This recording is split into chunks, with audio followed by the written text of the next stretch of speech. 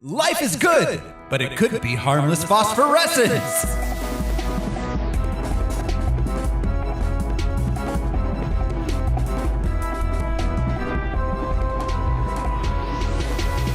Is that better? I don't know. Probably not. Hello, everyone. This is your host, The Rose Smiley. And I, too, wish I could be a cat, although it's mostly the sleeping 16 hours a day. Who's with me? All of us. I'm Josh CC, but you can call me Amazon Prime. I'm Brian Lesh, and if you want to be like me, you don't have to work or do anything. And I am the Duke of Deception, Alaric Weber. Yep, close-up magic. This is Harmless Phosphorescence. It's a podcast where we watch every theatrically released full-length live-action superhero movie ever made. We gather some research into the production and the source material, then we tell you all about it. This show is brought to you by patrons. Patrons like executive producers Michael Beckwith and Atticus Burkett. You want to be a patron too? Just go over to patreon.com/harmlessentertainment. We got a lot of bonus content there. We got Star Wars shows, music shows. We just put up our monthly movie, which was Drag Me to Hell. So we got a lot of just random movies up there that we do shows on. $1 a month is all you need to get started. This week, though, on Harmless Phosphorescence, we're watching Wonder Woman 1984. My life hasn't been what you probably think it has. We all have our struggles. Have you ever been in love? A long, long time ago. You? So many times. Yeah, all the time.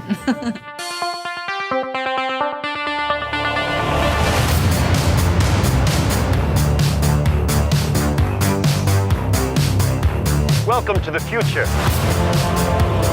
Life is good, but it can be better. And why shouldn't it be? All you need is to want it.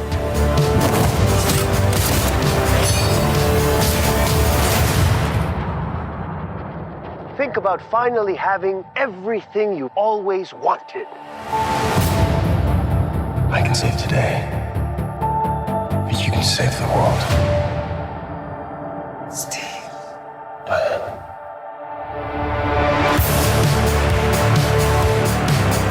Now, I take what I want in return.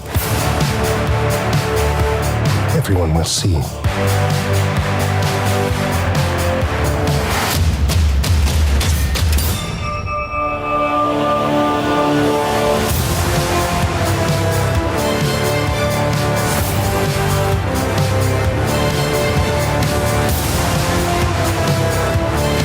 Needs you. You know what you need to do.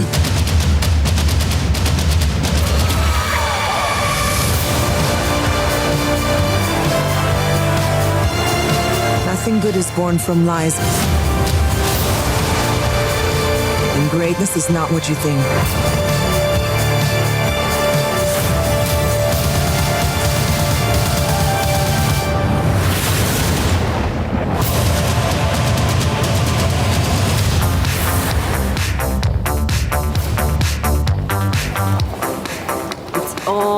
Art.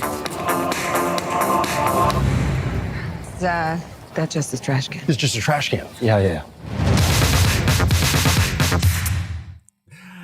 Wonder Woman 1984. That trailer promised it to us on June 8th, 2020. Something that did not happen. Yikes. Yeah. That was one of the big movies that got pushed back because of COVID, obviously. And it was probably the first real big one that premiered day and date in the theater and on streaming. Yeah. So I did not see this in the theater. I watched it at home on December 25th, 2020. Like a smart person. Yeah. Yep. Yes. I would die for Wonder Woman, though. It's not Arch Enemy. Yeah, no, it's not our last movie. Yeah, was not worth dying for.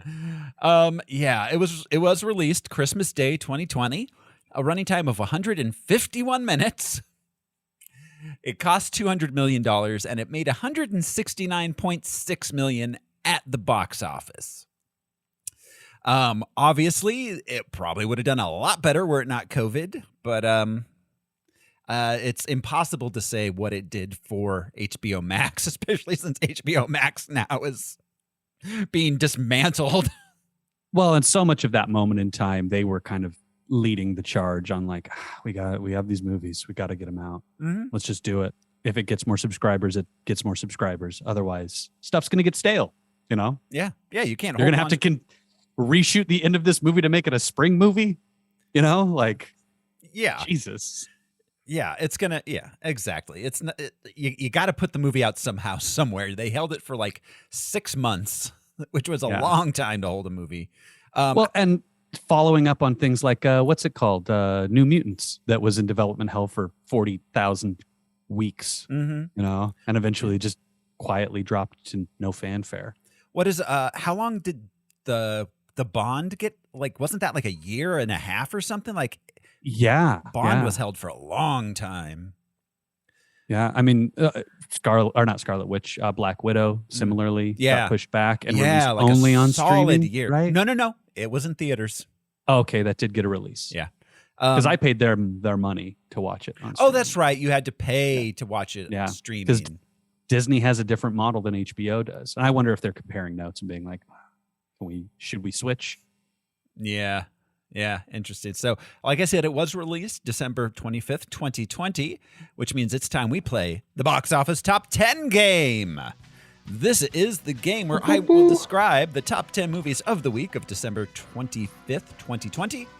And these fellas here are going to try to guess what movie I'm describing. A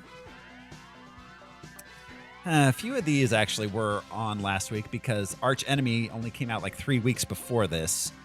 So we'll be skipping those. Let's see. We've got interesting. Where is Arch Enemy in the list? It's not. Where is it standing? It is not. Not even in the top 100? Not. It does not appear on any list. It might have already been out of theaters, honestly. Not surprised. We do have there's some interesting ones like down there. There's some like New Mutants is still hanging in at number 31. It made, oh my God, for the Christmas week, the New Mutants made $165. That's like 10 people, maybe 12 people. Yeah, not 165,000, $165. Nationwide, yes. Oh, good for them. Yeah. Yeah, there's some interesting. There's a bunch of Christmas stuff obviously out. Muppet Christmas Carol's making a showing. How the Grinch Stole Christmas, A Christmas Story, is at number 17. Where's It's a Wonderful Life? Please tell me that movie's still making money. It's not on here. Sad. It was definitely on television. We got two Grinches: How the Grinch Stole Christmas and The Grinch. Are both on this list. Why did we cast Benedict Cumberbatch in this role? Right. Polar Express is hanging in at number 14. At number 11, we got Christmas Vacation. And then Elf. Anywhere? We're in the top 10 now. And like I said, a lot of these we had before. Last time we played. So at number 10, we've got the that body swap movie Freaky with Vince Vaughn. Oh yeah. Yeah. At number 9, we've got Elf. At number 8, The War with Grandpa, that oh yeah. the Robert De Niro cash in a check movie. And opening this week at number 7. Oh boy. Which one? Oh my God, this movie. Okay. An old woodcarver's creation magically comes to life with dreams of being a real boy. Nokia. Which one Which one is it? Which one? It's Oh. not the Tom Hanks one, right? No, that only came And out a it's- couple months ago. It's not the even Guillermo a del Toro one, which isn't out yet. Isn't out yet. but it wasn't a Disney one, right? No, it's not a Disney. It's not a re-release of the Disney Pinocchio either. Is it called When You Wish Upon a Flaming Ball of Gas? It is called Pinocchio, and Oh. and it stars Roberto Benigni as Pinocchio. Mhm. Huh. Who's Roberto Benigni? That sounds like a dictator. He's no, he was the Life is Wonderful guy. oh, Yeah. or and Life is the Beautiful. Life is Postman- Beautiful, The yeah. Postman. Yeah, Yeah. Life is Beautiful. Not the Postman with Il Postino. Il Postino, yes. So he plays Pinocchio, like a 55-year-old dude playing the little wooden boy. I hope it's that an it's just Italian story. an old Pinocchio. He's like, I've been around this city as a My wood's creaking. 45 years. Nobody's oiled. No, he plays a little boy, and by all accounts, the whole thing, like the whole time, he's like, it's me, little Pinocchio. Constantly reminding people. It's a me, Pinocchio. It's me, Mario. As far as I know, every Italian constantly says it's a me, and then says their name. And yep, spicy meatball. We love to say. Of course. Oh, so I'm looking this up. Roberto Benigni was Geppetto. He played Pinocchio too. I'm pretty sure, didn't he? I thought Uh, he did. No, That's that even was- better. The poster, he always looked like he was. It says Federico Iolapi. Okay. All right. I was under the impression it was Benini. Maybe he Me was too. puppeteering him the whole time. Yeah. You know, super meta. So all right. At number 6. After a one-night stand, a successful married man finds himself entangled in a cunning police detective's latest investigation. The Will and Jada story. Is that entangled? Saw 4. No. It looks like a thriller, like a romantic thriller, kind of throwback. Is it called Entangled? It's not, but it does have an equally generic name. Mother, can I play with danger? I wish. Wasn't it Mother, May I Play with Danger? Oh, Mother, may I sleep with danger? That's it. Mother, May I Sleep with May I sleep with danger? I like that they use the proper. Yes. So, is the Not cop without my daughter was another one. is the Sorry. cop the one night stand? The cop would be the one night stand, I assume, yeah. Oh. Sleeping Now, with the tagline police. is "One mistake can change your life." That could be the tagline for a lot of movies. Oh. Yeah. Speeding in bed. Entrapment. No. Oh, I was going to guess that. I thought Al had already guessed. No, it's starring Same. Michael Ealy Same. and Hilary Swank. It's called Fatale. Oh. Okay. Oh, damn. Hillary Swank. If you say so. I hope she murders the guy at the end. One of my favorite Office episodes is the Office wide hot or debate. Is Hillary she hot? Swank hot? Hot or not? Love that. Where do you guys come down? I was like, yeah, I love that episode. I don't know. That's why I love that episode. It is a puzzler. It kind of is. Oh, I'm firmly in Hillary Swank as a babe camp. I mean, she's All an right. attractive woman, but I don't know if she's hot. I seriously don't. I know, yeah. It's a binary decision. Somebody's well, sure, yeah.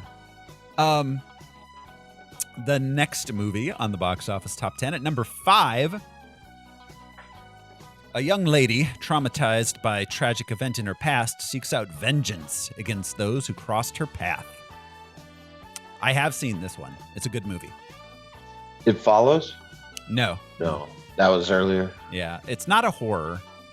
It's Oh, It's a starring, revenge movie. yeah, starring Carey Mulligan. Oh, this is not Soho. Shit, what is this called? Where she murders the dudes off of the dating app. And Bo Burnham. Yeah. Oh God. I've heard of this. It's called Promising Young Woman. Yes. Very good I movie. haven't seen that yet. Okay. I highly recommend It's- it. It's a good Yeah, watch. it's still on my list of things to like catch up on. It's good. Well, love Legit- that, Bo Burnham. Yeah, legit good movie. And he's not playing a comedic role at all. Yeah. I didn't think he was, which I'm excited about that. Yeah. At number 4 this week. When Captain Artemis and her loyal soldiers are transported to a new world, they engage in a desperate battle for survival against enormous enemies with incredible powers. Artemis Fowl. No. Starring Annihilation. No. This is not a good movie. And it's starring Mia Jovovich. Oh, Is this a Resident Evil movie? It's not, but it may as well be. Underworld something? No. Resident Evil. It is based on a video game, but not Resident Evil. Guest Evil. Not a resident. Fortnite. Tourist visa. It's Monster Hunter. Oh, they made a movie of that? And it starred Mia Jovovich. Yep. Good for her. I'm glad she's still playing video game roles. At number 3 this week, a Civil War veteran agrees to deliver a girl taken by the Kiowa people years ago to her aunt and uncle against her will. They travel hundreds of miles and face grave dangers as they search for a place that either can call home. The Searchers, because that's what it sounds like. Yeah. Starring Tom Hanks. Oh, True Grit? No, that was Bridges. That was a Coen. Oh, that was Bridges. Yeah, you're right. I don't know where I was from. It's kind of similar though, plot wise. Yeah. This is a Netflix film. This is its Academy Award like theater run, so they can qualify. Oh, is it that like something of the dog? No, that was Power of Cumberbatch. Power of the yeah, dog. that was Cumberbatch. Yeah, Jane Campion. Power of Jesse. the dog. Oh, and Jesse Plemons. Yeah, Jesse Plemons was in that too. Yeah. No, this is News of the World. Huh. Yeah. In a million years, whatever. At number 2.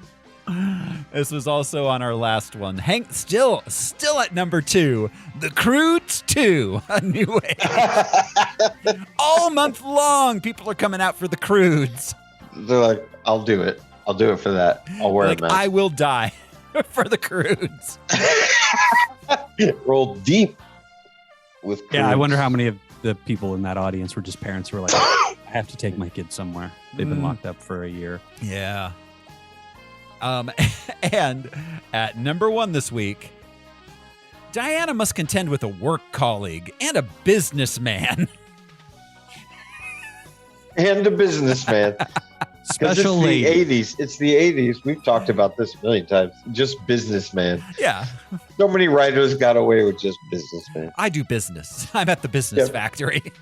Yeah, exactly. Exactly. I make business plans in business land. And I want to make you money. Yeah, Wonder Woman 1984 is number 1, of course. That does it for our box office top 10 this week, and it brings us to the character and comic book background. Mr. Alaric Weber. I haven't done this in a while. Yeah, Professor, please tell us what we need to know. Okay, well, so we've talked about Wonder Woman a couple of times.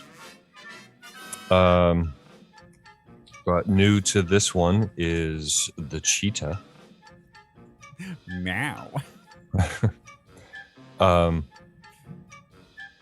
It's like Wonder Woman's version of Catwoman. I don't know. I guess, yeah. She's a little too cat like. She's a jellicle Catwoman. Yeah. Oh God. When are we going to get the Wonder Woman 1984 butthole cut?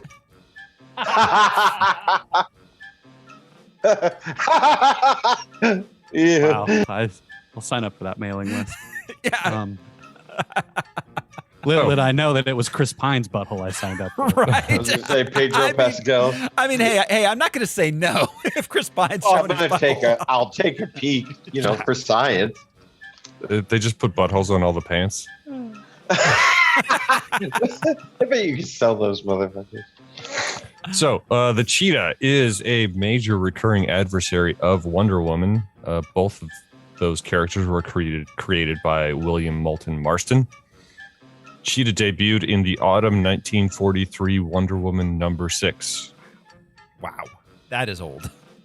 That's She's a an pedigree. OG. Yeah. The original cheetah was Priscilla Rich, a Washington, D.C. socialite with an overwhelming inferiority complex and a split personality. Bad combination. That's kind of Yeah. cool. They captured a lot of that Yeah. in their interpretation of it. I mean, Marston, we've talked about him, but he was a psychologist, right? Yes. Yeah. Yes. Yeah. I can only imagine what getting therapy from him would have been like. He was like, so listen, I'd like to talk to you about ropes. Yeah. I Getting think tied he up. was a clinician. Like, I think he Yeah. did research, but Yeah, ran experiments and stuff. Probably involving rope, I would hope. After being or some eclipsed, soap, you dope. after being Get a call eclipsed from by the Pope. oh. Sorry, Al. We're done. After being eclipsed by Wonder Woman at a charity event, Priscilla is confronted by her alter ego in a mirror. The reflection commands her to fashion a suit from a cheetah skin rug and frame Wonder Woman for robbery. It looked like an old-timey Halloween costume then. You see that rug? Put it on. Put it on. Now get this chick. Yeah, I told her to make a costume. What the fuck does it care? Priscilla Cheetah was later seen as a member of Villainy Inc., an alliance of several Wonder Woman adversaries. Do you think that's a nonprofit, or do you think they're a for-profit? Ability Inc. business? Yeah. They're like, we're doing great on merch. Priscilla Rich had many run-ins with Wonder Woman before giving up her criminal identity and retiring to her North Shore, Maryland mansion. Yeah. Like, why are you a criminal? You're already rich. Just relax. It's like, I'm going through some things. I think it was the mental health issues that drove her Yeah, crime. that's what Yeah. it is, yeah. I was in a weird place then. It made me wear rugs. Yeah, I was just wearing a rug. It's a fashion crime. The second cheetah was Deborah Domain, niece to Priscilla Rich, created by Jerry Conway and Jose Delbo, first seen in Wonder Woman number 274, December of 1980. Oh, took a while. An ecology activist, Debbie meets and befriends Wonder Woman. Later that day, Debbie visits her elderly aunt, who succumbs to illness. Priscilla's former associate, the supervillain Cobra, with a K, captures Debbie to mold her in her aunt's persona. Cobra tortures and brainwashes Debbie, providing her with an updated cheetah costume and commanding her in crime and villainy, often facing Wonder Woman. Brainwashes. I updated your costume. Oh my god.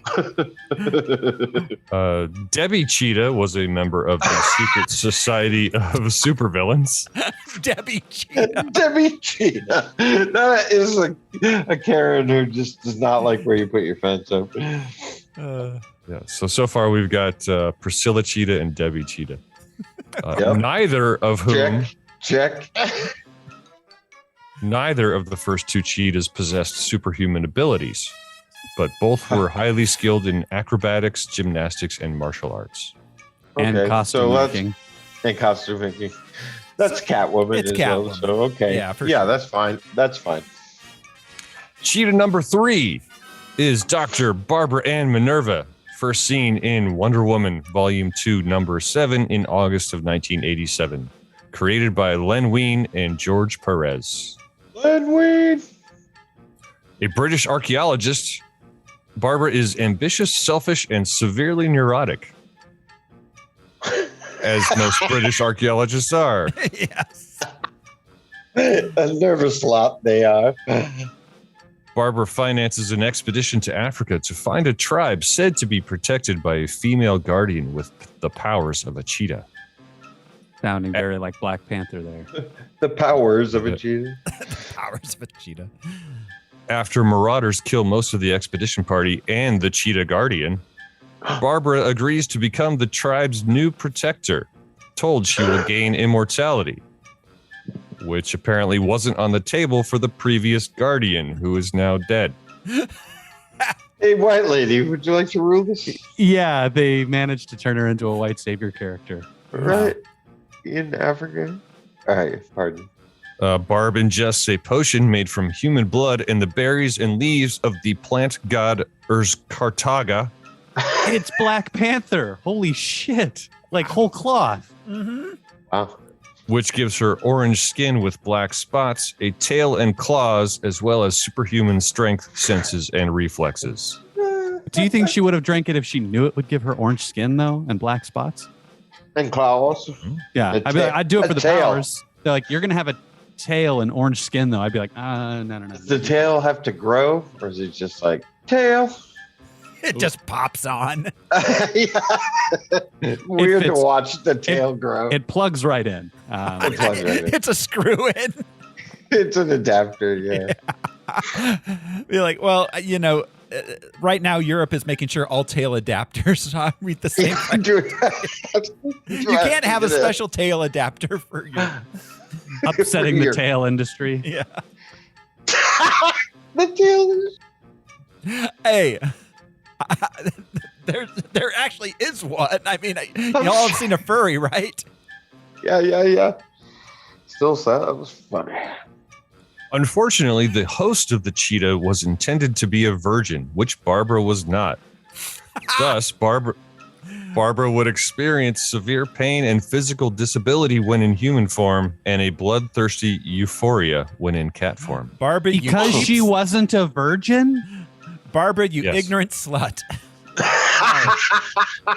I love that so Where's much, Deborah? though, because like you would never get a male character. Like Shazam doesn't turn in. Well, Shazam doesn't turn like he doesn't turn disabled because he's not a virgin, kind of thing. That's a weird thing to put on a female character. That is some you weren't real sexist bullshit right Is there. that weren't a why virgin, she's labeled and- a villain? and now you're disabled. Like, Welcome to 1987. yeah, There's a lot of incels right Reagan's now. America. There's a lot of incels right now who are like, maybe I could be the cheetah. Give me orange spots, black spots, orange skin. Sorry. Barbara Cheetah first comes into Wonder Woman's world, coveting possession of the lasso of truth. Over the years, Barb's beef with Diana became more about a bruised ego in the face of her many defeats in battle. So it's a sex thing. There was a fourth cheetah, fourth businessman Sebastian Ballesteros, who usurped Barbara's powers for a brief period of time. Barbara was eventually able to kill Sebastian and regain her powers. I only have one question, Al. Was Sebastian Ballesteros a virgin? Does it say? And Did if you not, find did that he experience those non-virginal pains that Barbara God, had? I hope it was agonizing. I didn't see any mention of his virginal status in the. Well, he's Wikipedia, only but- done soaking. So technically, He's a virgin. Barbara later amplified her super speed with help from Zoom, aka Reverse Flash. And Barbara Cheetah has been a member of the Secret Society of Supervillains and the Injustice League. So her last name's not Cheetah, right? No, it's Minerva. Barbara so- Minerva. which isn't The less other one was silly. like Jessica Cheetah, and now Barbara is Barbara or the Cheetah. Deborah's my favorite. Yeah. Deborah. Debbie Cheetah. Debbie Cheetah. So to be clear, Cheetah was none of their last name. No, that's funny. But they're the cheetah girls, you know. I like sporty cheetah. Scary cheetah. That's most of them. I don't know what was the fourth Cheetah? Dave Cheetah. I like Dave. Sebastian. Yeah. It was Sebastian. Sebastian. Yeah. Totally Evan. not a virgin. Guy named Sebastian. Yeah, he gets like. Yeah. A businessman. Oh, yeah. Yeah, that's No. right. In Smokesy 1980s, pokes. in Yeah. the 1980s, yeah, lots of coke and girls. Yeah. Yep. Moving on to Maxwell Lord, the fourth. First appeared in Justice League #1, May of 1987, created by Keith Giffen, J.M. DeMatteis, and Kevin Maguire. Maxwell Lord was originally introduced as a shrewd and powerful businessman who was an ally of the Justice League and was influential in the formation of the Justice League International. Lord was later developed into an adversary of Wonder Woman and the Justice League. At some point, an alien gene bomb activated Lord's latent metagene, granting him the ability to control the minds of others. A gene bomb. Levi's everywhere. Yeah, I'd say from the planet Levi Strauss. Yeah. Sometime later, Lord died of a brain tumor and his consciousness was downloaded into a cyborg.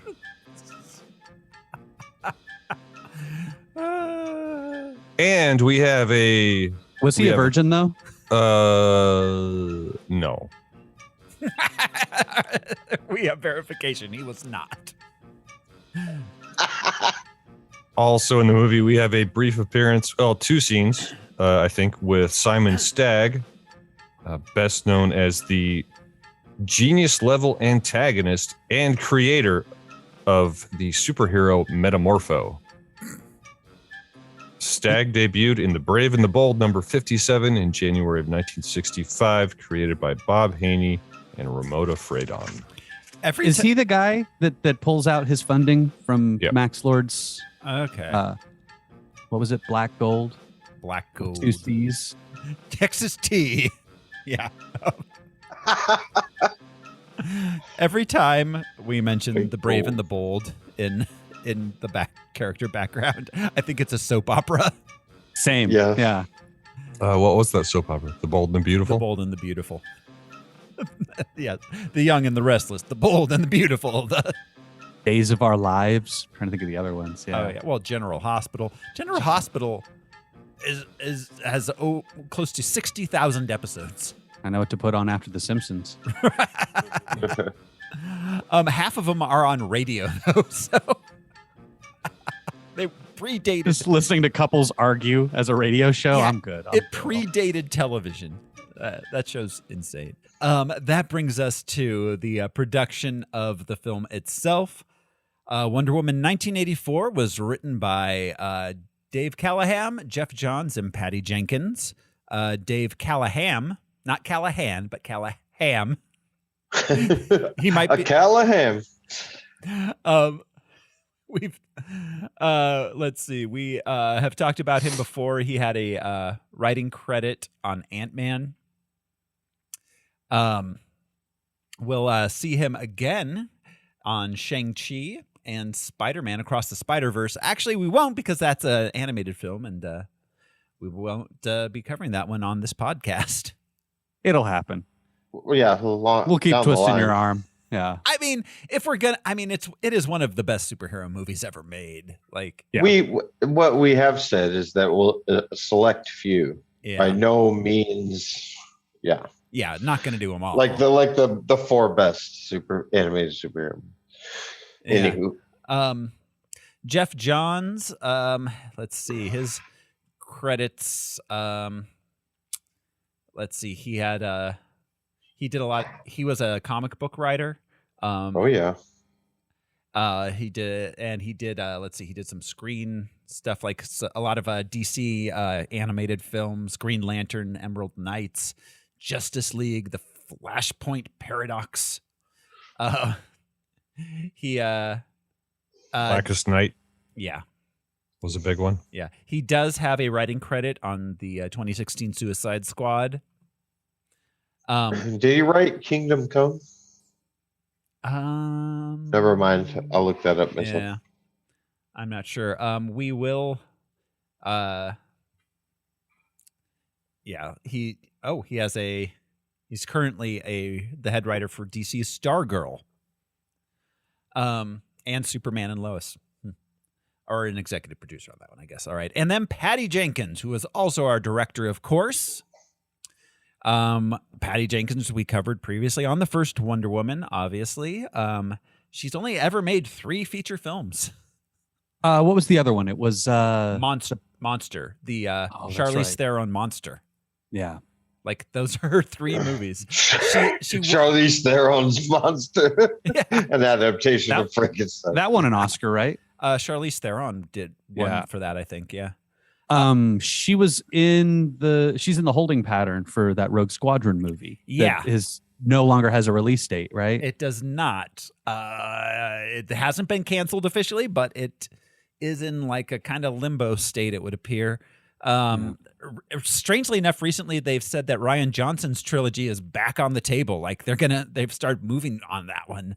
Good. I'm here for it. I'm ready. Too. Want to see it. I'm as excited for that as I am for Taika. Absolutely.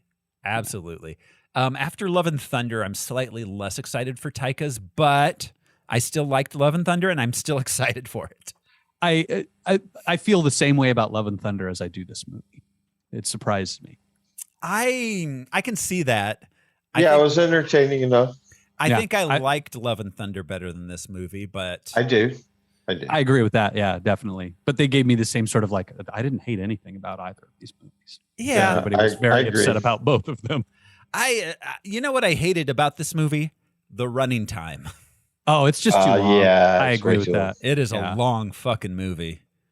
It's 25 minutes until they get to the actual story. We have 25 minutes of like just stage setting and background.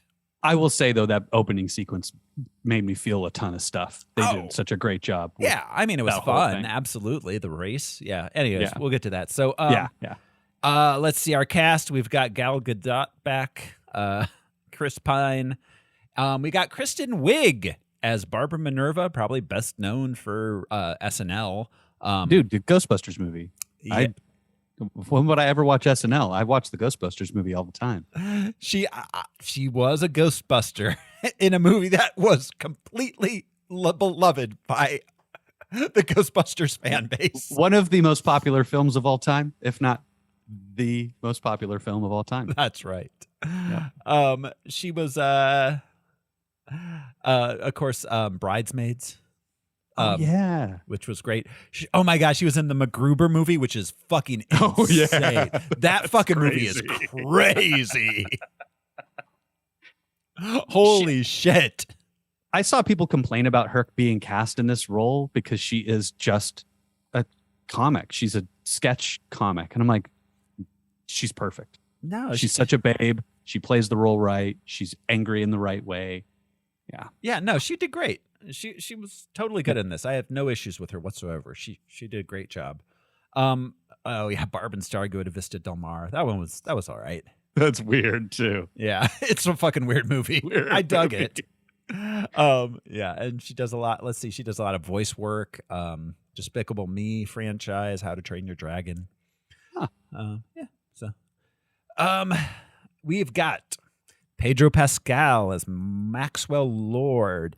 I don't think we've done anything with him before on this podcast, have we? No. Yeah. No. Yeah. He's probably best known at this point as the Mandalorian. Yeah. He was the Scorpion in Martell, Game of Thrones. Yeah.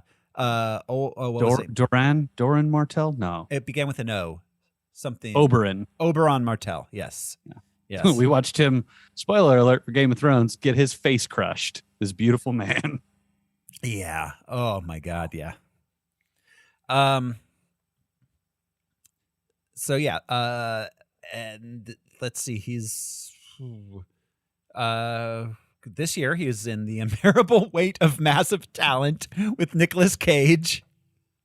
I haven't seen that yet, but it looks incredible. Yeah, the bits that I've seen made me laugh so hard. He's in Last of Us too. He's oh, that's right. The Last of Us series that's coming out in January. I forgot about that. So I dig Pedro Pascal. Yeah, very everything he much. does. He's Narcos a is super so good. emotional character or not character, but actor. Like it just comes out. Character. Yeah, absolutely. Robin Wright is back as Sorry, real quick. He was in an episode of Buffy the Vampire Slayer. That's right. Yes. Back in 1999. In his early days, he I remember seeing that. I've never recognized him watching it through, but it's been a minute since I've watched Buffy all the way through. It's like every leading man, right? Went through that show and either came out the other end famous or there's a lot of people that were just like Vampire. Ryan Reynolds was on that. Yeah, or was that Charmed? No, that was Charmed, I think. But yeah, there's a lot of people that were Vampire number 3 that later became somebody. Hang on. Interestingly, Pedro Pascal was in a TV movie titled Wonder Woman back in 2011. I don't know anything about that. Was he Wonder Woman? No, Adrian Palicki was Wonder Woman. So it was a Wonder Woman TV movie? That's what it says. She's great. It's called Wonder Woman. It says TV movie. It was 45 minutes long. But is this Wonder Woman? Like Wonder Woman? Yeah, I've seen her in the getup as Wonder Woman before. I didn't know that was from a thing. Holy shit. It was a pilot. It was a failed pilot. Okay. That makes sense. Written by David E. Kelly. Interesting. She's so good. She was in Agents of S.H.I.E.L.D. What's the Orville? Yeah. Well, what other Adrian Palicki stuff? She's great. Anyway. Yeah, no, I like her. I like Adrian Palicki quite a bit. She's I don't know. I don't want to go through her. She's not in this movie. Yeah. But yeah, she's great. So all right. Then of course Robin Wright is back as Antiope. I don't know how to say her name. Connie Nielsen. Greek lady. Antiope, I think. Antiope. Connie Nielsen back as Hippolyta. And spoilers, we've got Linda Carter as Asteria. So went to the U of A. Oh yeah. Her and Gary Shandling, I think, are the two most famous U of A alum. IT Nelson also did, but yeah. So let's see. Pedro Pascal said that his take on this character was based on Gordon Gekko from Wall Street, and Gene Hackman's Lex Luthor from the Donner Superman. You can see both of that. Yeah, absolutely. That means he had fun doing this. If he's like, I'm just drawn from other cartoony figures. You can tell he had fun. Like he's chewing the scenery up. Especially in the very beginning of this movie where he's just a TV personality. Yeah. Mm-hmm. Yeah. Absolutely. So let's see. We've got a few reviews. It has 58% on Rotten Tomatoes, kind of pretty evenly split. This is not a beloved film by the public. Yeah. No. So it's I have two. This first one I'm going to read. You guys try to guess whether this is pro or anti Wonder Woman 1984. Pedro Pascal is giving major Alec Baldwin in the Cat in the Hat vibes here. I'm going to say positive. Positive. 5 stars. Yeah. Yay. Yay. It was hard to find negative reviews that were in any way fun. People were just like, this movie sucks. We hate it. Right. The one I've got here, if Ray Charles was given the gift of sight, but he had to watch this movie every day to keep his vision, he'd choose to stay blind. 0.5 star. Man, why they got to bring Wow. Ray Charles into this? Yeah, I That's agree, messed up. but that's quite a review. Mm-hmm. Ultimately, it would have been funnier if they'd said Helen Keller because it's, Yeah. more extreme. Yeah, But, because she can't absorb any of it. yeah. That's just my opinion, though. Sorry to critique a critique. So that's about it, guys. You ready to jump into the movie? Josh, you have a review, right? 5 stars. Yeah, gay. 5 stars. Gay. 5 stars. 5 stars. Not gay enough. 3 stars. 3 stars. Yeah, too much mouth stuff, not enough mouth stuff. Living in America. There's a thin line. Yeah, and it's gross. A thin line between too much and not enough mouth stuff. All right, here we go, guys. We're jumping into the movie. This is Wonder Woman 1984. We open with a flashback to Themyscira. Diana's a little girl. She was doing the big race, but she falls off her horse. She's going to win anyway, but Robin Wright stops her because she cheated. She skipped the smoke arrow target thing. Yeah. Checkpoint. Yeah. It took me a second to figure out, like, how did you know? What? Yeah. Yeah. I think the first time I saw it, I thought they thought she cheated because she wasn't didn't ride the horse all the way, but no, it was just the checkpoint. I just want to make a comparison to Batman. Batman would have broken that thing and no one would have known the difference. Mm-hmm. He tossed a rock or something as he went under the bridge. Yeah, absolutely. The old rock bridge. Then we get a title card. We cut to Washington, D.C., 1984. We're 80s-ing it up. Did Wonder Creatures Woman of the Beltway live in D.C. historically? Yes. Interesting. The seat of power. She's like, I don't need representation in Congress. I am Congress. She's part of the Israel lobby. Sorry. I mean, Gal Gadot. All right. Anyways, I there were a lot of like anti-Zionist reviews on Letterboxd, so Yeah, I it's skipped over those. Yeah, there's an interesting sequence in here that is not propaganda necessarily. Yeah.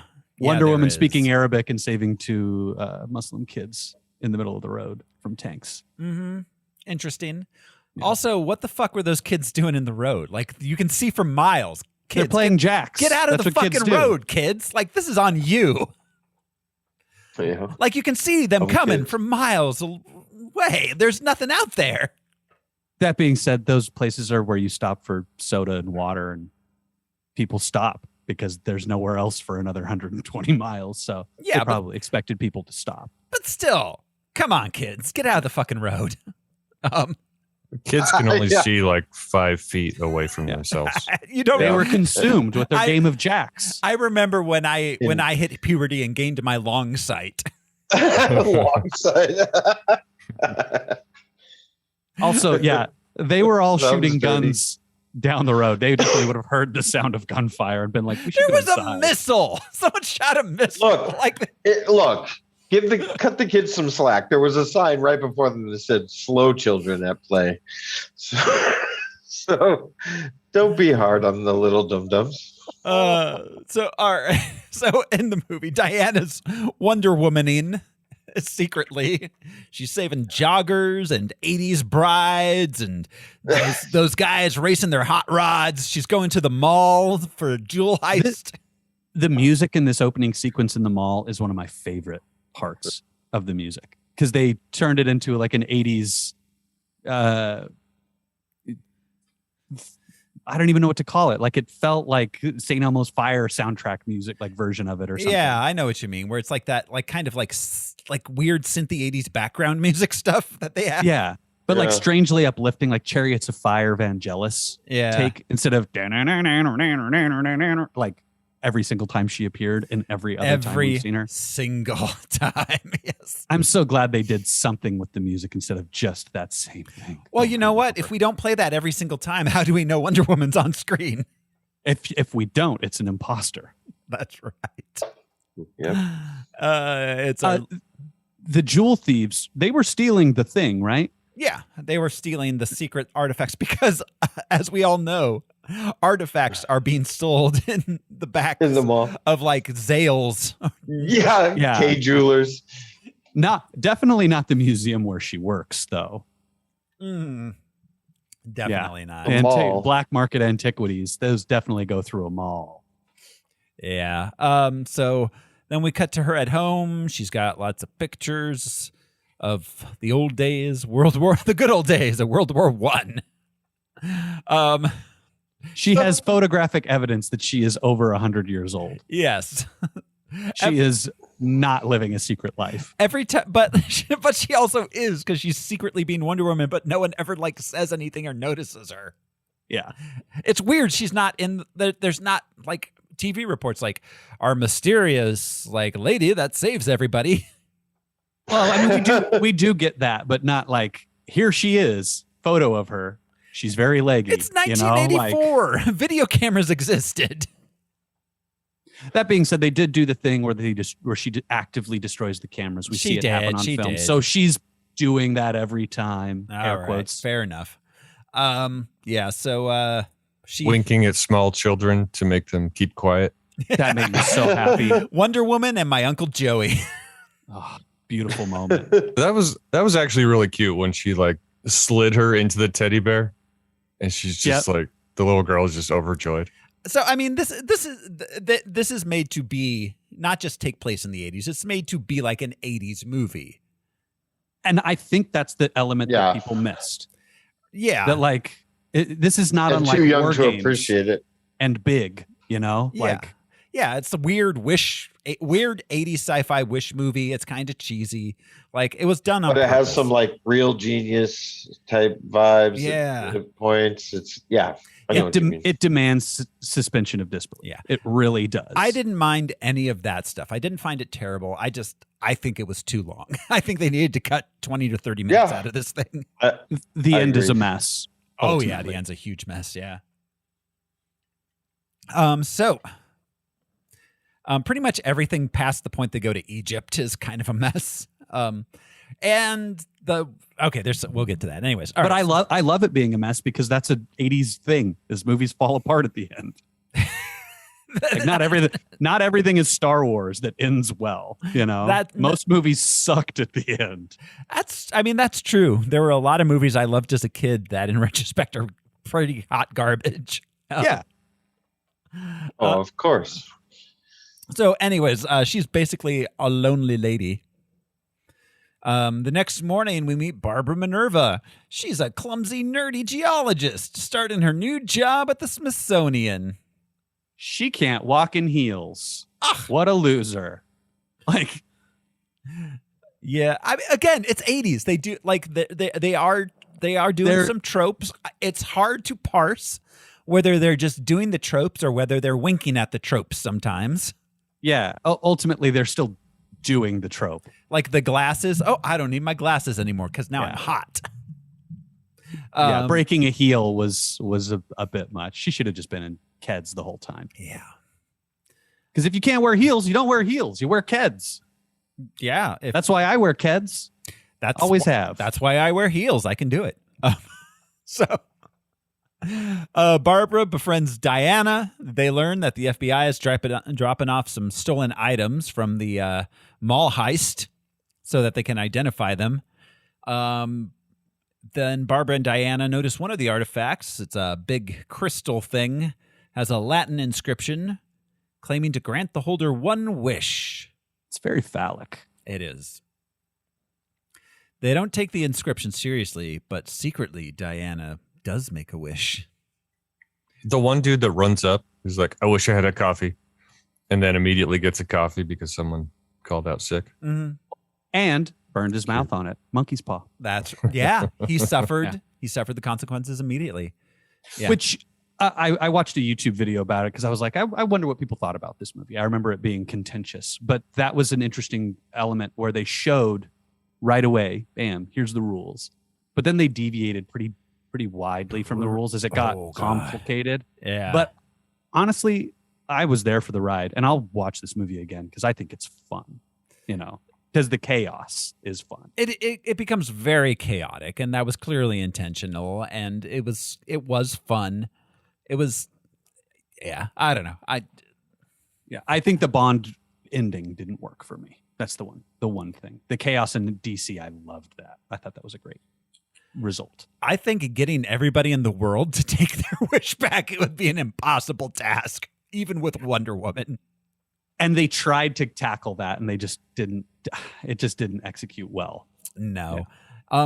Yeah. So, all right. So they don't take the inscription seriously. Later, Diana and Barbara go out for a drink. They split up to head home. Barbara gets assaulted in the park. She's saved by Diana. Barbara goes back to the museum and, holding the rock, wishes she were like Diana. She wishes she was big. She wishes she was like Mike. Yeah. I like the element, though, of it being, I just wish I was like this person who's confident. And it comes with the secret surprise of like, oh, and also she's a Greek demigod. Yeah, exactly. Yeah, then later on when she gets a second wish, that's when things are like, wait, why does she get one? Yeah. Well, because she's wishing on a different stone was how I interpreted that. I was like, oh, because she wished on the original stone and didn't get a wish from him as the stone. Okay, I guess I can see. It's like soaking. It's in the fine print. And do you only get just one wish?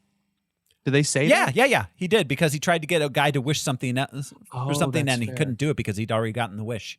Yeah. So the next day, Barbara is suddenly more popular. Everyone's nicer to her. She can walk in heels. She gets introduced to businessman Max Lord. Maxwell Lorenzo is his full name in the film. She slept at work. She's wearing the same clothes. She just rearranges them to look more 80s sexy. And no one notices. Yeah. Because she's that slick. Yeah. Their chemistry is fun. The two of them. He is trying to take advantage, but also thinks she's hot, and she's just loves the attention. Mm-hmm. Yeah, she's never gotten this kind of attention before, so she's lapping it up. There's no complexity like a to cat. it. Laps They are of milk. like both ramped up to 11. FYI, cats are lactose intolerant. You shouldn't give them milk. Yeah. Huh. I've read that too. Yeah. So he's really just interested in the stone, which we discover is called the Dream Stone. Barbara and Max hang out.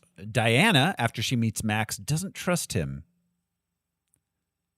The providence of the stone was a thing that I had some questions about. And now is probably as good a time as any. How did he know that the stone existed? Did he send the robbers? That's what I got the feeling of, is he was looking for it actively. I don't know how he discovered it existed in the first place, but he was trying to obtain it, and those guys were his guys. There should have been more of him figuring that out, I think. We see later when Diana is looking for the stone, she finds a receipt of sale for Max Lord. So he already bought it. And then it got stolen. I don't know if those were his dudes or not. So maybe, so those weren't his dudes. He was buying it through the secret the black market. Jared, like behind jewelry store. Yeah. He robbed a Jared. So all right. Max goes back to his office. We meet his son, who's just with him for the weekend. We discover his business is failing. He's been ripping off his investors, essentially running a pyramid scheme. One investor arrives, wants his money back. Later on that night, there's a big fundraiser. We got our gala. We got our fancy dress ball. Gala.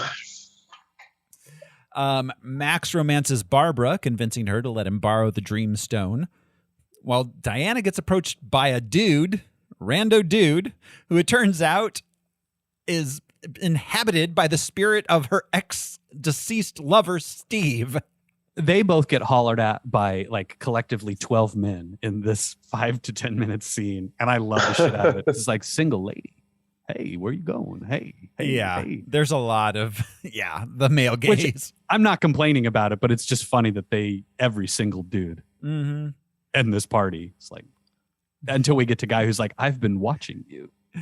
Yeah, time. You know what they say? Those Smithsonian galas are a meat market. Yeah. So yeah, it's Steve. They're And They did the cool Freaky Friday shot though, where you have the person like choreographed move. Yeah, they do the spin around and then it comes to his face and it's Chris Pine. Yeah. Instead of doing selective editing of it. I was like, oh, it's nice. It's very 80s. Chris Pine, as he ages, becomes more and more like a 1940s like actor, like kind of like he's out on a, like I could see him wearing a lot of scarves and being like bohemian, like that. The dude dresses very interesting, like the 40s bohemian actor type. Like, yeah, not like less and less like the heartthrob, like opening big movies kind of dude. Anyways, so they walk around town, go back to his place, or at least the apartment of the dude whose life he's stealing, and then they have sex. Why did they go back to his place? I don't know.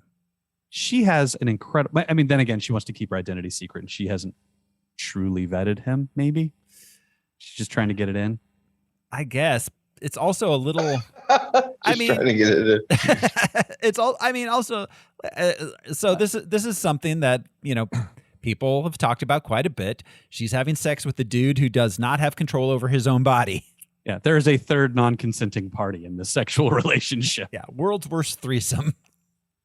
Or, I mean, at the same time, like, it's Gal Gadot. I'm sure that he's not trapped in the sunken place going like, no, anything but her. Yeah. Well, he's like, I jumped into a gay person.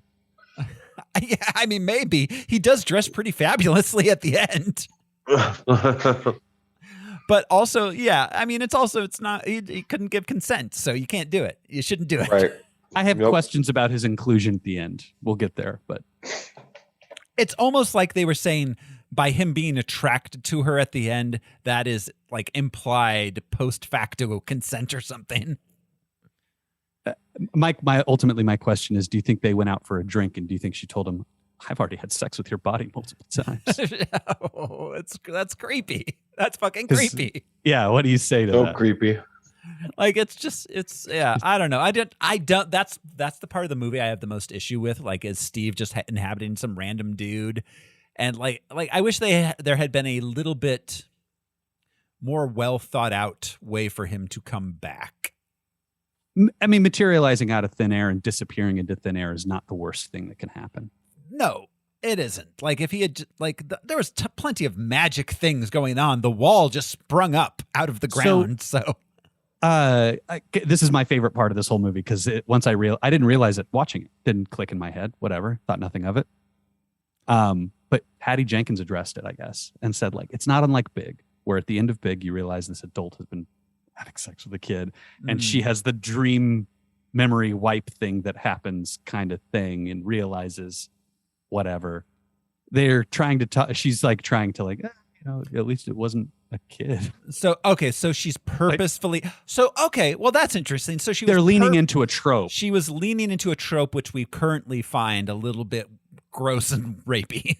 Yeah, which is interesting. Again, like we're talking about the clumsy woman breaking heels, Yeah, okay, fair enough. I hadn't thought of that itself as being one of those tropes, which you're right, it absolutely is. It's intentional use of film language, okay. All right, to call back to a specific thing from the era. I was like, okay, oh shit. Okay. That does a little something. It's a choice, not a mistake, I guess. Yeah, okay, fair enough. Meanwhile, Max takes the Dreamstone back to his office. He wishes to become the Dreamstone himself. Big wind magic then happens. Also, that's a risk, man. I want to become you, the little rock on the desk. Right, he could have just become a rock. It's like, yeah, I've seen the Twilight Zone because that's what's going to happen. You're going to become a rock, and people are going to pick you up, and you're going to wind up in a bucket somewhere. Yeah, absolutely. That is, some real Twilight Zone level. Yeah. The next morning, Barbara discovers she's very strong. Diana and Steve set out to figure out how the stone brought him back. I love the conversation around it. We could just lay here in bed forever, but I should probably figure out why you're back. Yeah. to get him to be like, yeah, that's you got a great point. Let's get me dressed and going. Chris Pine is like really great in this. Gal Gadot is really pretty, and I don't think she's a very good actress. She plays the role I don't think fine. so either. It's like Superman to me, or like you could be Christopher Reeve or what's her face,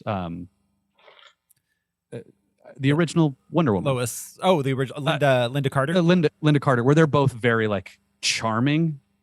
Or you could just be like, she's overpowered and she's disconnected from humanity and trying to navigate it. Yeah. That's their angle, I guess. I guess I don't really find her especially charming.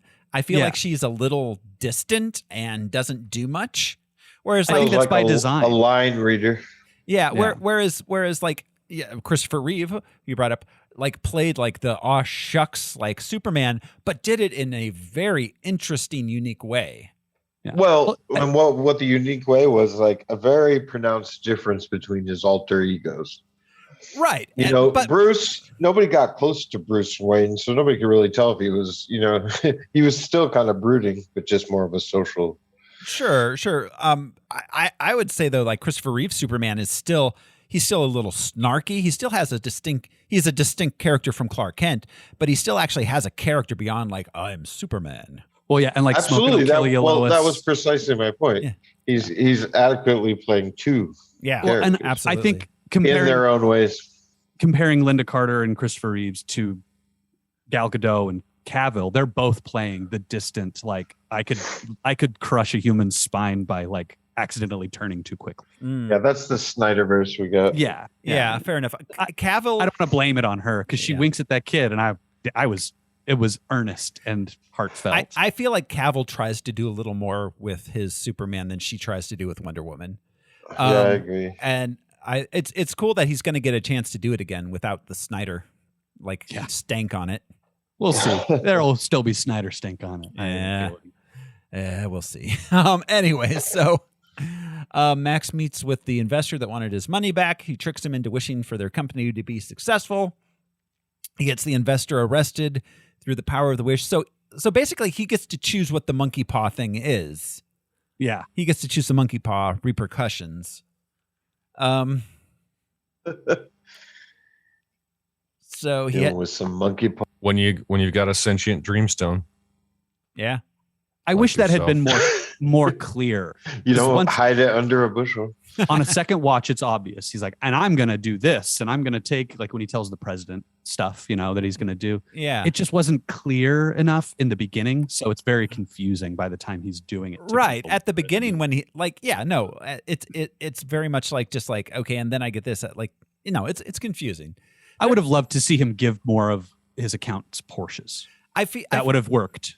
I feel like this movie could have tightened it up a bit and like really honed a few things and made things a little come through a little more clearly. So he gets back to his office. The phones are ringing off the hooks. He gets a bunch of new employees through his secretary's wishes. Meanwhile, Diana and Steve are trying on clothes, walking around town, doing the fish out of water thing. She's looking at trash cans. Yeah. She shows Steve the Smithsonian's history of flight because he's a pilot. They finally arrive back at the museum. Find Barbara being all cool and popular now. She don't need no glasses. That's all it takes. Yeah. She just she takes the glasses off and shakes her hair out, and now she's hot. Now she can see. Yeah. Let's see. She tells him Max borrowed the Dreamstone. Diana gets upset and leaves to go find him. They discover his office covered in dust, but he isn't there. And Diana finds the metal band that was around the Dreamstone and realizes it was created by a god, but she doesn't know which one. They decide to go looking for Max, and they discover he's heading to Cairo. I love the ring being left over. The little details like that are interesting. Like, oh, shit, that's not part of the thing. But it is a little breadcrumb along her figuring out what the hell happened. Yeah. That was something I thought they did relatively well, her not knowing what actually happened with the rock. Yeah. They steal a fighter jet that Steve pilots, and Diana turns invisible. and happens to be fully fueled. Yeah. Fully fueled. Also, 6,000 miles to Egypt. I Googled that shit. Yeah. The distance of a fully fueled, because that's like a Tomcat F-14 or something like that. It's about 1,000 miles. They should have stolen like an SR-71 or something. That could have done it. Or a 747 or something like that, you know? Yeah. Yeah. Also, those don't have side-by-side seats, but that's a nitpick. Anyways. Yeah. So we get the invisible jet thing. It was cute the way they did the invisible jet.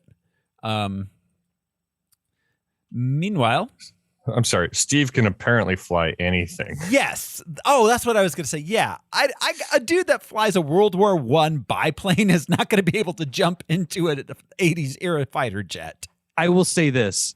That was at the museum. It was probably a 60s era jet or a 70s era jet. Okay. That being said, it's still going to be a little bit more complex, but it's nowhere near as complex as things from the 80s, 90s, and today. So fair enough. But yeah, also, why was it fully fueled? Yeah, it being fully fueled on a tarmac with a runway is the real question. Yes, this is a museum piece. Why? This is in DC. Where is that runway? Oh, so actually, it was called the Roth Smithsonian Archives in the movie, but the actual place is the Stephen F. Udvar Hazy Center at Dulles Airport. It's a big like hangar extension of the Air and Space Museum. Right. That's cool. I guess they got to land those planes somehow to get them into the museum. Yeah. Yeah. All right. So, Barbara gets some info about where the stone came from. She's at the library looking at microfiche. And on the way home, microfiche was basically Google before we had Google. They'd put every newspaper on a film strip and you could look at it by zooming in. Mm-hmm. Yep. Yeah. On the way home, she gets accosted by the same guy who attacked her previously. This time, she beats him up herself. She kicks the shit out of that guy. Yeah, she does.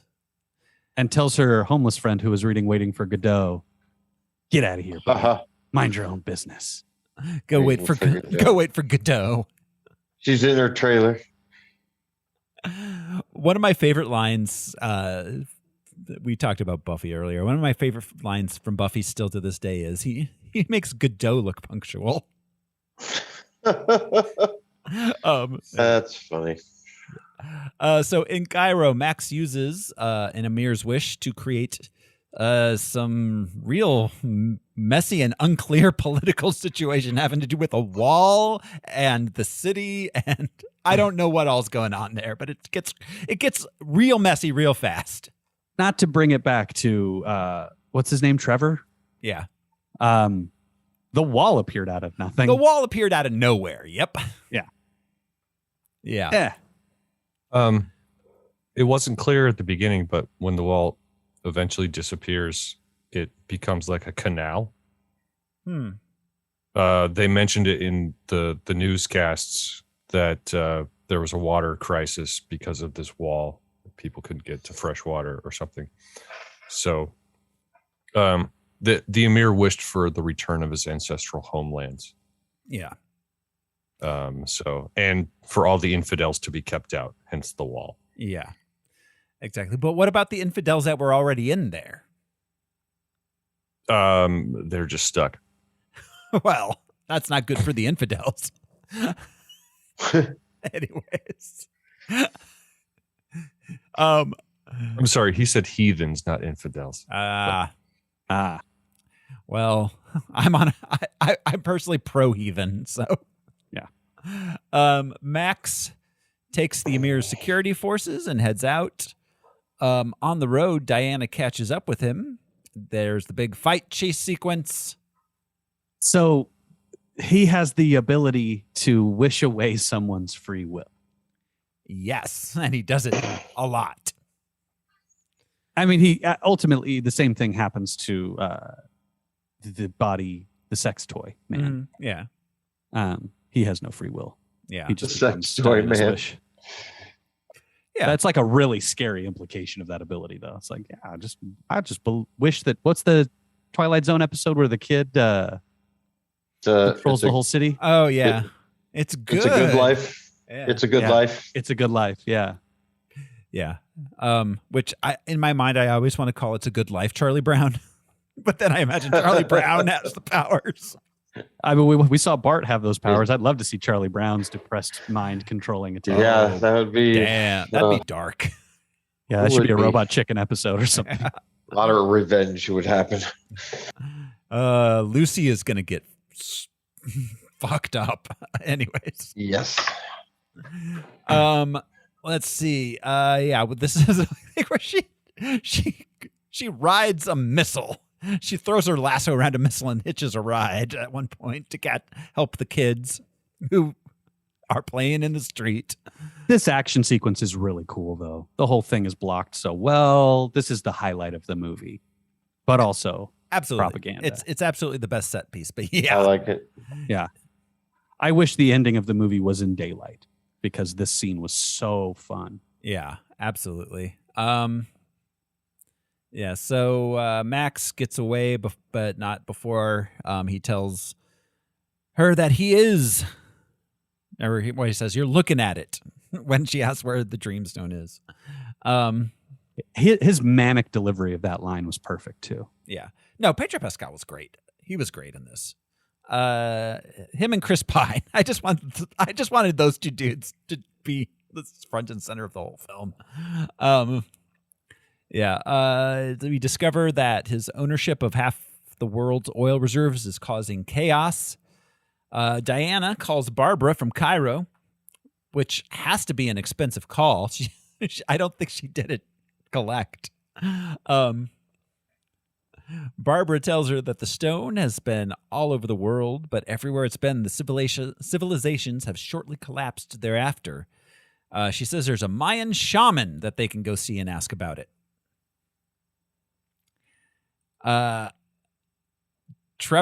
Steve and Diana get back to the States right quick. It seems like it's later that afternoon. Next morning, it was. All right, fine. They see the shaman who tells them that the stone destroyed the Mayan civilization. The Mayans buried it. Diana figures out that the stone was created by Dolos, the god of lies, also known as the Duke of Deception. Also the creator of that wig. Yes. Oh, it's the worst wig I've seen since Battlestar. What's that? Battle something Earth. Oh, Battlefield Earth. Battlefield Earth. That's all I thought the whole time. I was like, yeah. I gotta get one of those guys from Battlefield Earth, man. Yeah, it grants wishes, but takes a terrible toll on the wisher, Monkey Paw. Diana figures out that Max has become the stone. To make it stop, everyone has to renounce their wish. Or destroy the stone. Oh, yes. Meanwhile, back at his office, Max is granting wishes to many political and religious figures, trying to figure out how to get a lot of people to wish all at once. He spends some time with his son, then heads out to have an audience with the president. The entire city is in chaos as everyone's wishes are going haywire. He's really, I just got to say it out loud, he's really Trumpy. Yeah. Because the people that he demands in his office is the televangelist that stole his TV slot, his direct competitors in smaller markets, that kind of thing. He is wanting the people who he competes with directly, who have slighted him, to now answer to him. Yeah, exactly. Very Trumpy. Diana and Steve go to her apartment. She shows him some golden armor that belonged to Asteria, the greatest Amazon warrior of all time. Okay, this is the most ham-fisted thing in the whole movie. She just has the armor in burlap in her apartment. She should have said, I keep my apartment free from the public because I have this priceless piece of armor that if anyone found, it would be the greatest archaeological find ever. Yeah. Ever. Like, that's more than enough reason to keep her place off the radar. Yeah. It should have been buried in a hole somewhere. It's just in her office. Mm-hmm. Also, she told Max Lord that she has no TVs. She has like 12 TVs in that room. Yeah, I mean, yeah. She's not watching Wonder Years, but she has TV. Oh, in '84 it would have been what? Family Alf. Ties. Family Ties. No, Alf was like 86 or 7. Oh. Would have been Family Ties or who's Cosby Show. Cosby Show, yeah. Definitely Cosby Show. Steve, let's see. Oh, Max gets to the White House, meets with the president, who wishes that the U.S. had more nuclear weapons than the Russians. Max grants it while taking the president's power and authority. He also sees the president's secret satellite program that can broadcast to every TV and radio on Earth. He plans on taking control of it and reaching out to grant the entire planet's wishes. That is a real stretch of how touching it works. I liked it because it's we have to think about it through a 1984 understanding of technology. He's touching the beam is touching the people. It's like the killer that can travel through electricity. It's Lawnmower Man. Yeah. Yeah. This president to me was Superman 2 president. It's not the same guy, obviously, but they're very much like, we want it to feel like that same White House. Because when did Superman 2 come out? Was that 82? No, 80 or 81, I think. But yeah, that's what it felt like to me. I was like, oh, that's an interesting direct, like, it's not a guy who looks like Ronald Reagan. You know? Yeah, no, it's like a character actor in his 40s. It was always a character acting white dude in his 40s was the president for the longest time. So Steve and Diana arrive at the White House. They try to capture Max, but he's being protected by the Secret Service.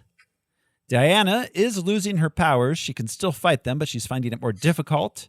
They almost have Max, but then Barbara shows up and protects him. She's now more powerful than Diana due to her wish and Diana's powers fading.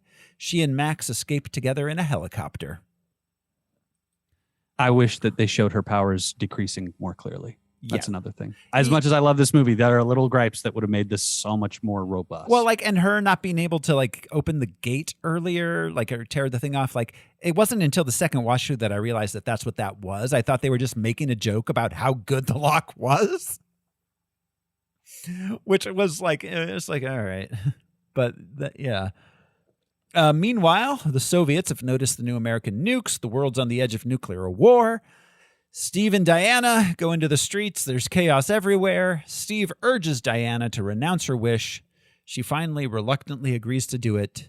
And Steve turns back into the other dude. All off screen. There was no CGI for that. It made me so happy that they didn't dust him. Yeah. Yeah.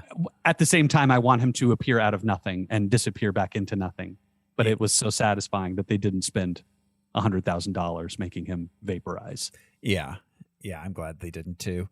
Diana's power. Does this chaos remind anybody of Superman 2? Guy on roller skates in the wind. Oh yeah, totally.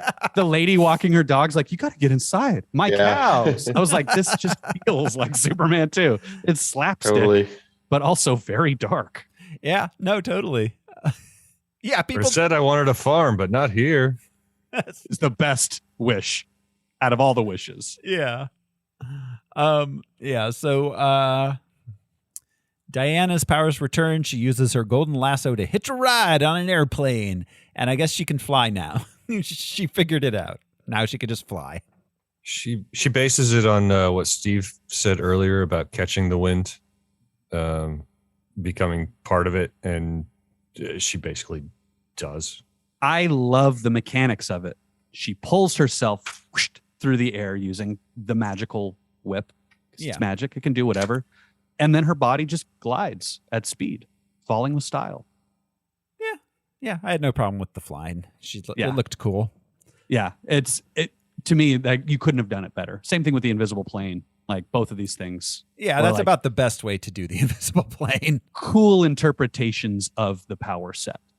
It was heart lifting too. The same back on the road out of Cairo when she's vaulted into the air.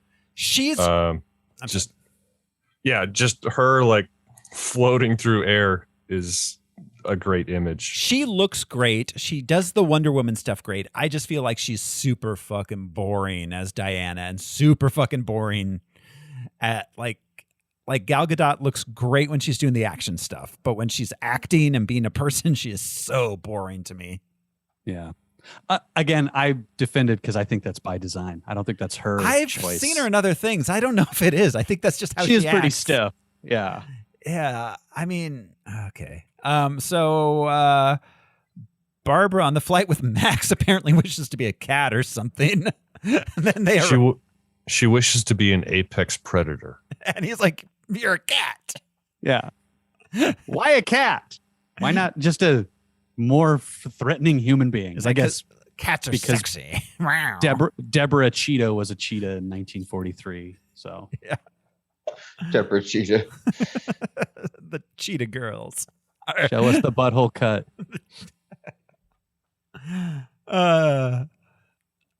I got my hashtags mixed up and accidentally requested to see Zack Snyder's butthole.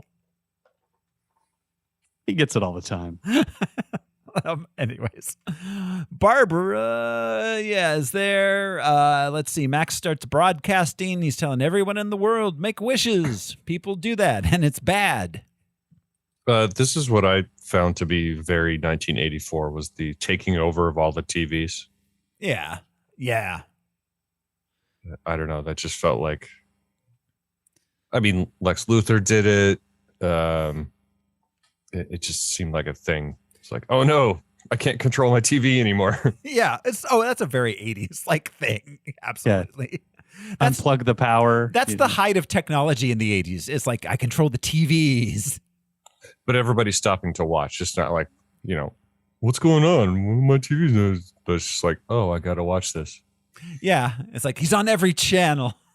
Also, he's doing it in front of the presidential seal. I would be very confused. I'd be like, is this that oil guy? He's not the president. What's going on? Yeah. What is happening? Yes. Well, also, don't you did. think someone watching is going to go, I wish this guy would shut the hell up. Right. I was watching a football game. That's what he took from the president. The power and authority. Power. The power and his authority. Power, influence, and authority. Yeah. So I guess everyone's like, yeah, I like you, Max. I love that he uses Marine 1 to get around. Yeah. The helicopter. Yeah. That is one of the coolest things. But also he flies a helicopter. Wait, did they get on a jet or do they fly the helicopter to wherever that island is? And where is they fly the helicopter. It's got to be in like the Caribbean. It's probably in like Hamilton or somewhere nearby DC. Okay, fair enough. For some reason in my mind, I always was picturing it as being somewhere in like Asia or something. I don't know why. Yeah. Yeah, it looks like it's like Southeast Asia. Yeah. I mean, it's a Bond villain's island, you know? You can't get those in North America. Not in this real estate market. Let's see. Diana arrives. She fights Barbara, who's a kitty cat. Diana defeats Barbara. Okay.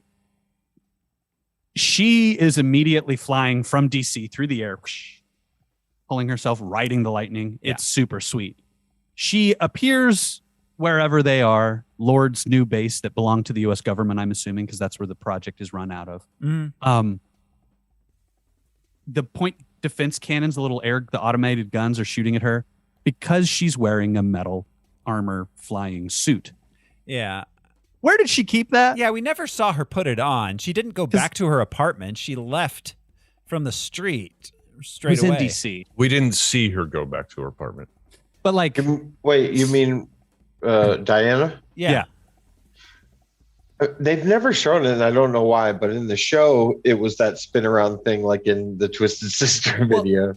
And she just spun around and then she was dressed as Wonder Woman. I'm willing to accept that her armor that's like endowed from her familial heritage is just available to her magically, but the armor of the Asteria other lady, Asteria, was a physical object wrapped in burlap inside her spy office in her apartment. And we actually did see her leave DC immediately from being on the street. It's not like there was some blank time where she wasn't accounted for. She left the city. And she's traveling hundreds of miles per hour through the air. Yeah. Like, she is away from DC very quickly in her skirt. Like, it was just a thing that frustrated me. I watched it again and was like, I have to rewind this. Where the hell did that armor come from? No, she just kind of had it on. That's like, it just... It would have been nice if she summoned it to herself or something, and we saw that. Like, that would be expensive, but like, I mean, magic. Maybe I'm sure. Maybe there was a shot or something that they cut out for. I want to say for time, but I don't think they cut anything for time. They left things in for time instead. Oh my lord. So all right. So she confronts Max. Uses the lasso of truth to tell the world through him that. Did you notice? I'm sorry. Did you notice how much bigger the boobs were on the armor? I didn't. But... No, but I don't doubt it at all. It is borrowed armor. It is. Oh, so Linda Carter had a lot bigger boobs, is what we're saying. Yeah. I think she did. I mean, yeah, I think she might have. Yeah. Yeah. So everyone. But I also thought it. I also thought it was just like accentuating the boobs. Yeah. Sure. Also, she hasn't donned that armor before, I don't think, and she's just like untested weapon into battle. Yeah. Wonder Woman's crazy for that. Yeah, she is. Like, she didn't think she was strong enough. All of a sudden, she figures out she can fly, and she's like, I need that gold suit thing. I got to fight a TV guy and a cat, and I've got to fight a cat and a TV host. She didn't bring it out when she was fighting Doomsday or the other guy. Yeah, who was that's a the thing. clone Is of she never wears it God. again, apparently, because we've seen her several times after this chronologically. Yeah. Well, the cheetah like ripped up the armor wings. Yeah. With her claws. Her kitty claws. It was cat versus bird.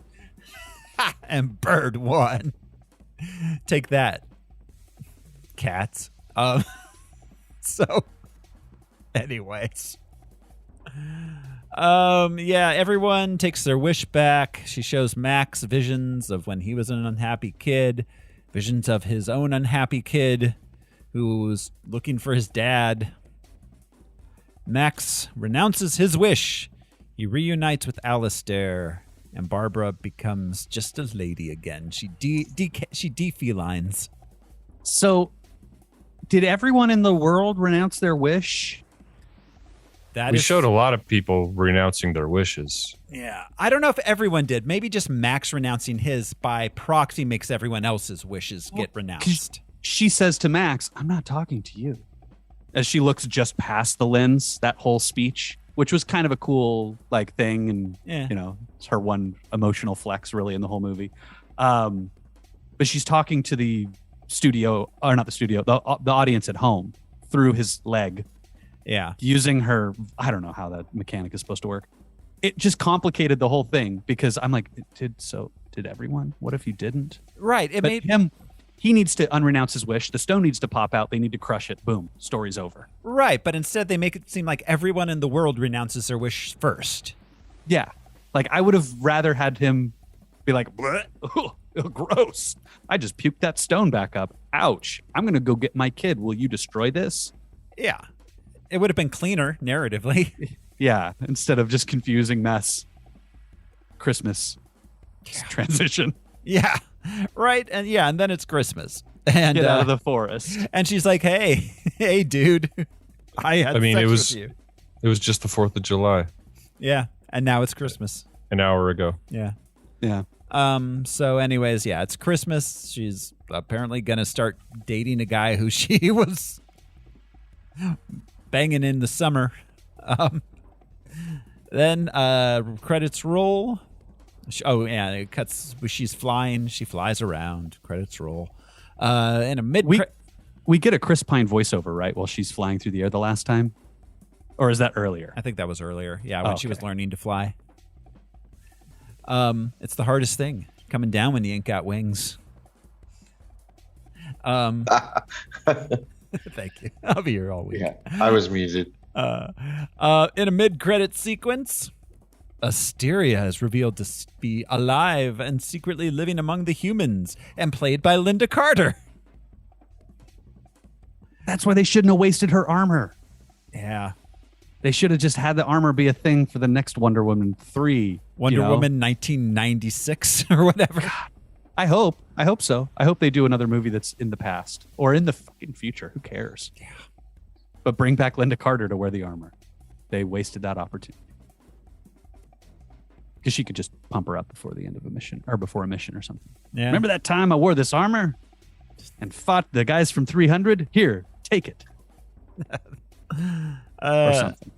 I don't write movies for obvious reasons. Yeah, it was fine. I don't know. So my feelings the second time watching this through was like, it's fine. It's all fine. I get what they were doing. It was fun in parts. It was too long. It was all fine. That's where I've come down, I think. It's a genre film. You know? It's an 80s being the genre. Yeah. Mm-hmm. Yeah, absolutely.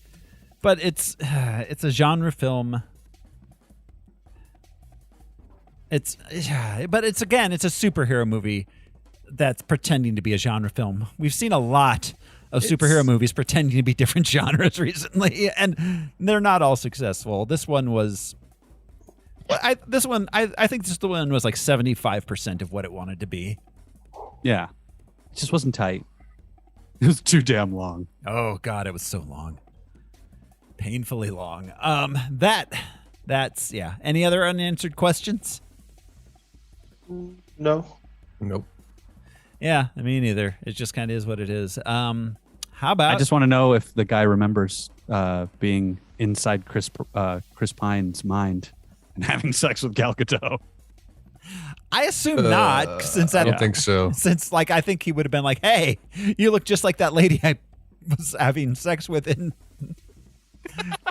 my that's how that conversation should have gone. Yeah. All right, you guys ready to rank it?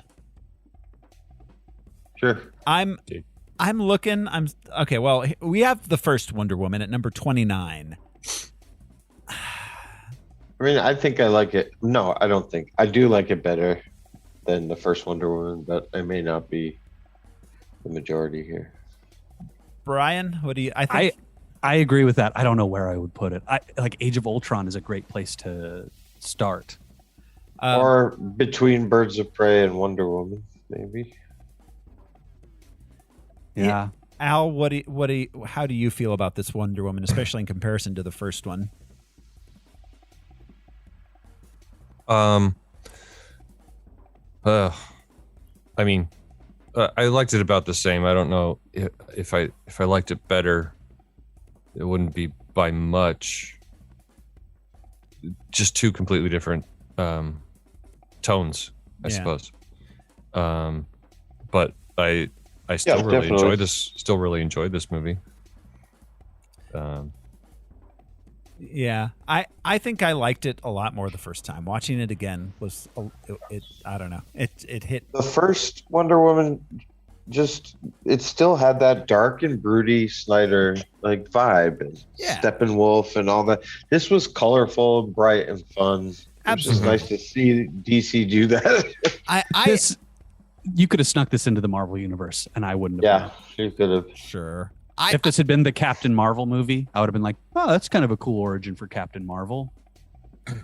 I absolutely like Birds of Prey better than this. So, I would have a hard time personally putting it above Birds of Prey, but I could. That's why I said between Birds of Prey and the first one. I can dig that. I'll second that. All right. Sounds like everybody's on board. Wonder Woman 1984 going at number 29 on our big list. Our big meaningless list. Gotta have a list. Yeah, that's right. Gotta have a list. That's it for Wonder Woman 1984, which means it's time to look forward to next week. And next week we are going to be watching Black Widow. Yeah. Ooh. Black Widow. There was 2021. We're catching up. Yeah. Only a year and a half old, that one. Well, I mean, from release date, it was made a lot earlier. This movie should have come out right after Age of Ultron. Yeah. Yeah, absolutely. So yeah, that's next Civil week. War, actually. Oh, yeah. Yeah, that would have been perfect. That is next week on Harmless Phosphorescence. Until then, this has been your host, Throw Smiley, and I wish you a very good day. I'm Josh Cece, and go down to HR and see Deborah Cheetah. She'll help you finish your paperwork. I'm Brian Lesh, and I'm going to join back with the wind and the air and wherever the hell I came from. I'll be right there with you there, Brian. I'm Alaric Weber, riding the lightning. It's from my culture. We'll see you next week, guys. Bye. Bye.